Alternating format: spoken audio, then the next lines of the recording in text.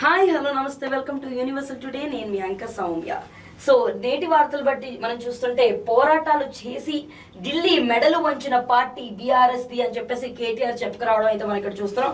ప్రత్యేకంగా అడుగున పోరాటాలు చేస్తూ ఢిల్లీ మెడలు వంచిన పార్టీ బీఆర్ఎస్ది అని పార్టీ కార్యనిర్వాహక అధ్యక్షుడు కేటీఆర్ అయితే చెప్పుకొచ్చారు. సో 10 ఏళ్ల పాలనలో మాజీ సీఎం కేసీఆర్ రాష్ట్రాన్ని అగ్రభాగంగా ఉంచి నిలబెట్టారని చెప్పేసి మాట్లాడుకుంటూ వచ్చారు బీఆర్ఎస్ నేత కేటీఆర్.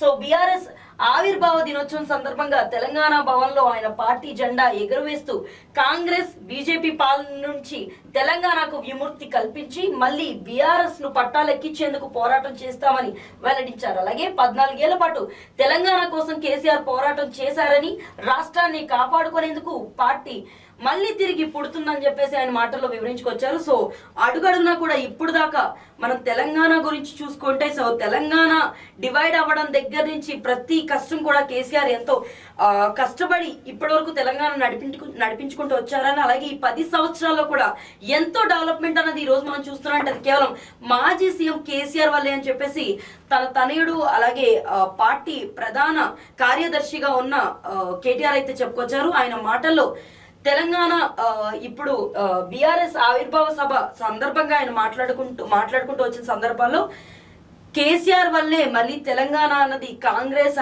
అలాగే బీజేపీ నుంచి కాపాడుకునే పరిస్థితి తెచ్చుకుందని, సో కాంగ్రెస్ లో జరుగుతున్న అన్యాయాల గురించి మాట్లాడుతూనే ఖచ్చితంగా మళ్ళీ బీఆర్ఎస్ వస్తుందని ప్రజల్లో ఇప్పటికే చాలా అవగాహన వచ్చింది. సో ప్రతి ఒక్కరు కూడా ఎందుకు కాంగ్రెస్ ని గెలిచేలా చేశామని చెప్పేసి మాట్లాడుకుంటున్నారని, సో కేసీఆర్ మళ్ళీ తిరిగి వస్తారు అని చెప్పేసి మాట్లాడుకుంటూ వచ్చిన సిచ్యువేషన్ చూస్తున్నాం. అండ్ రీసెంట్ గా జగిత్యాలలో జరిగిన సభలో కూడా కేసీఆర్ సంవత్సరం తర్వాత మళ్ళీ స్టేజ్ మీదకి వచ్చి ఆయన మాట్లాడుతూ కూడా ఇదే విషయాన్ని క్షుణ్ణంగా అయితే ప్రతి ఒక్కరికి చెప్పడానికి ప్రయత్నించారు.